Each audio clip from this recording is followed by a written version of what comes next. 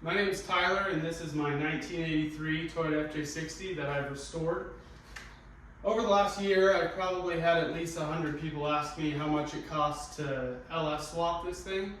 And in this video, I'm going to break down exactly what it costs and break down what is needed to do an LS swap, specifically for an FJ60, but I think this could apply to just about any vehicle to give you a better idea of exactly what it costs.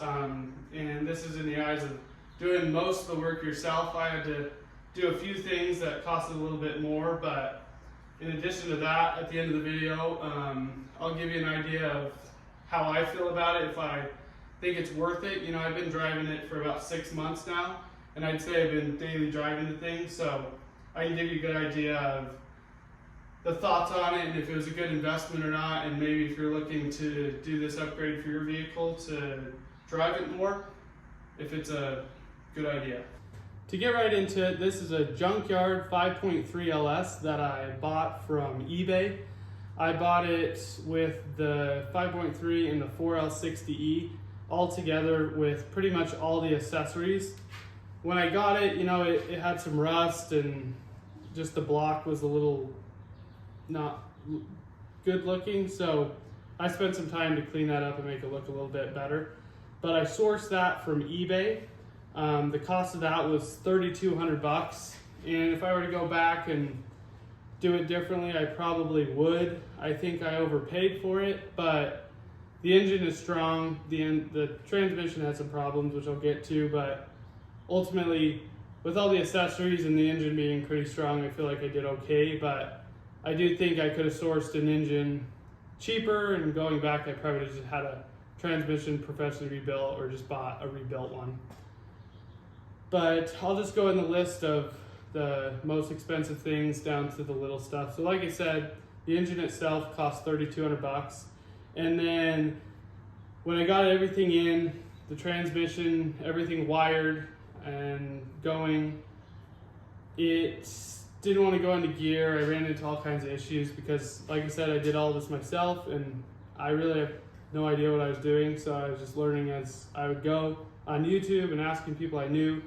So it ended up that I had to drop the transmission and have that rebuilt. So the cost of having the transmission professionally rebuilt was $2,100, which you likely won't have to do that, but that is a cost that I had to pay, and I'm glad I did because it runs awesome and it shifts perfect, and I'm not worried about the transmission in the future. And I had it built to where it can tow. I've got a Mastercraft ski boat that I like to pull with this, so it pulls that no problem, shifts good, and has been pretty sweet. So there was that, and then the next thing was I have a Holley Terminator X Max running this. So the cost of that was about $1,700, and I decided to go with the Holley Terminator because I have no idea how to tune and what I would have had to do to find someone to unlock the ECU and tune it.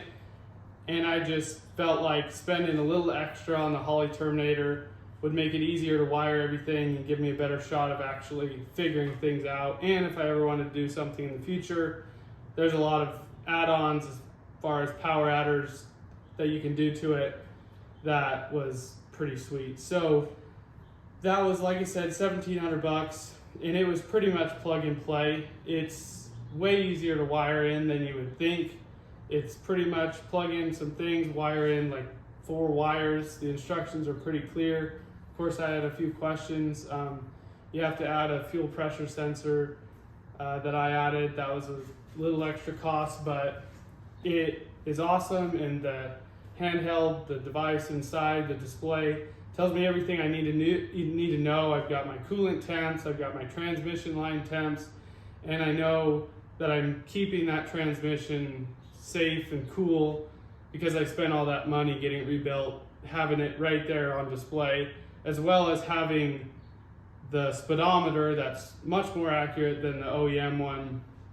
It's pretty awesome, and I think it is a good investment unless you know someone or you have a pretty good idea of how to deal with the stock ECUs and want to deal with all those wires. Because I mean, when this came, I had it the ECU, and it is a drive-by-wire, so it came with the pedal and everything I needed for that.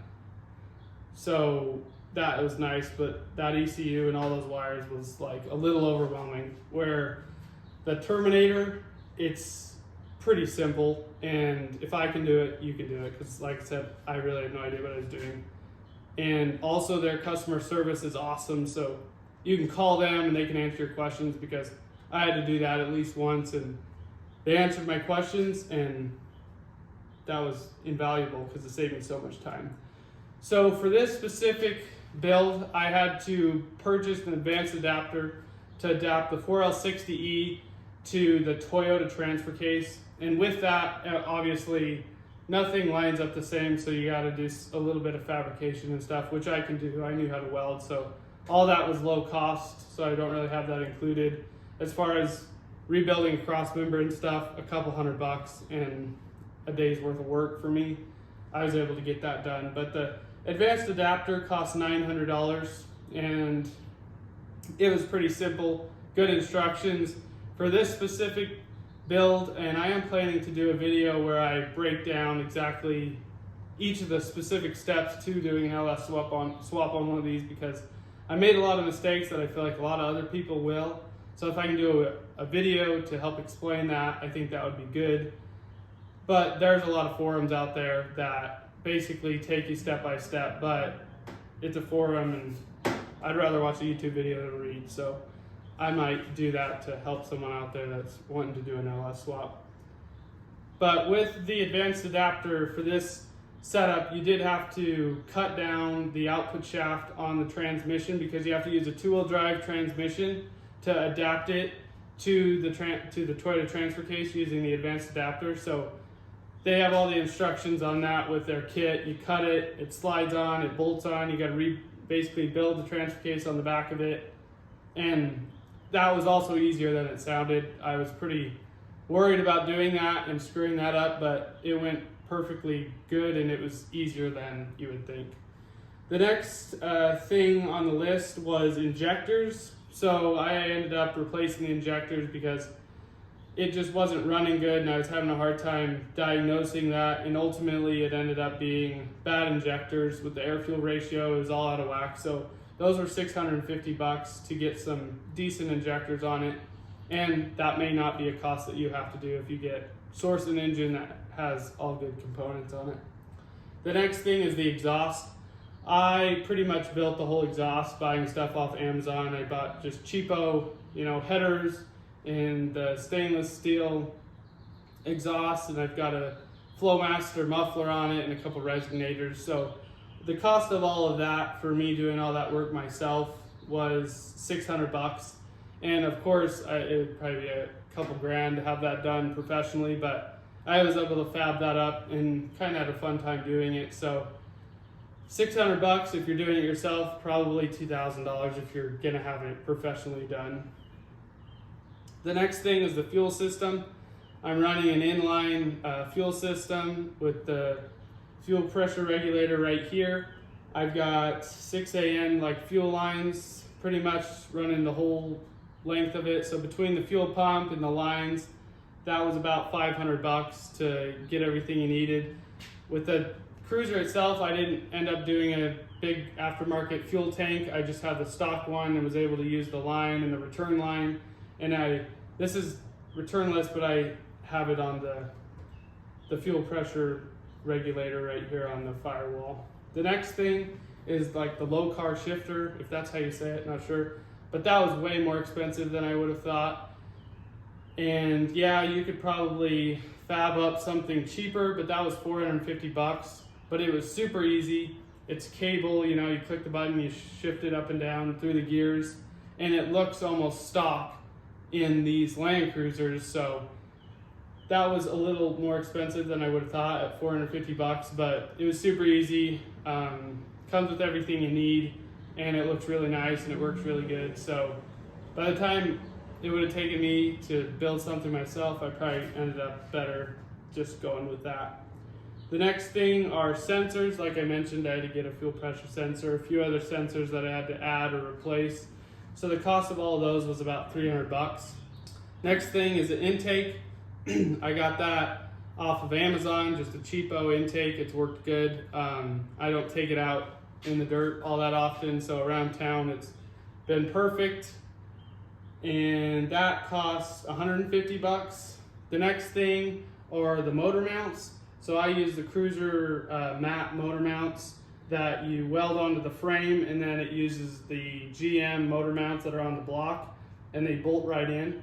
I would highly recommend using those if you're doing something like this, or if you're swapping something else, especially something American. It's pretty easy to find good motor mounts, and I think it's well worth the investment to spend a little extra coin and buy good motor mounts, because it'll save you so much time, and you can just drop the engine in. It's right where it needs to be. They give you the measurements, you burn it in, you don't have to worry about it, and it's high quality stuff. So that was one thing. The next thing, fluids. You gotta get your coolant, your motor oil, your transmission fluid, all those things add up. So the cost of that was about 150 bucks to get everything filled up. Also, I had to get some heater hose, different fuel lines, that sort of thing. That was about 250 bucks for all of those different lines.